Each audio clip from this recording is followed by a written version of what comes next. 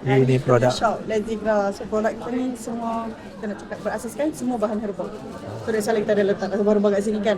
So kita ada jus minuman herba untuk yang kalau ada masalah kesihatan, dia mesti kencing manis ke, buah pinggang ke, darah tinggi semua tu.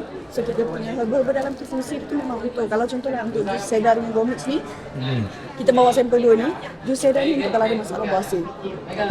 Dan juga kalau jus gomix ada masalah daun. So herba dia tu memang herba bekas yang memang apa, contoh kalau macam jus sedar ni, kita of course lah orang ada bawasir, nak kecutkan bawasir semua tu kan. So berak berdarah, macam nak lawaskan pencernaan tu, semua herba-herba tu ada dalam jus sedar ni.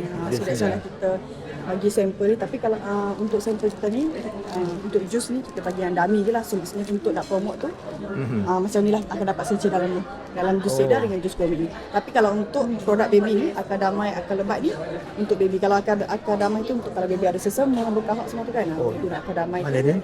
Yang jus gomix tu ni ada masalah daun lah. Bagi flyer semua juga, so boleh tengok lebih lanjut dalam ni. Dan untuk join kita punya affiliate, kita punya commission minimum 10%. Dan kalau terus performance okey, so mungkin kita akan tingkatkan lebih lagi. Tak, yang ni semesti dalam apa ni, YouTube ke ataupun boleh buat dalam lain punya platform? Kita punya Shopee lah, Cik Mel dalam YouTube boleh juga, dalam maksudnya mana-mana platform lah, tak kisah. Sorry? Untuk nak promote ni dalam YouTube pun Boleh tak ada masalah? Boleh, tak ada masalah. Semua platform boleh. Syed memang major dekat YouTube. Okey je, tak ada masalah. Tak ada masalah. Boleh je Macam join dalam kita punya TikTok, affiliate, dalam okay. TikTok ke Boleh saja.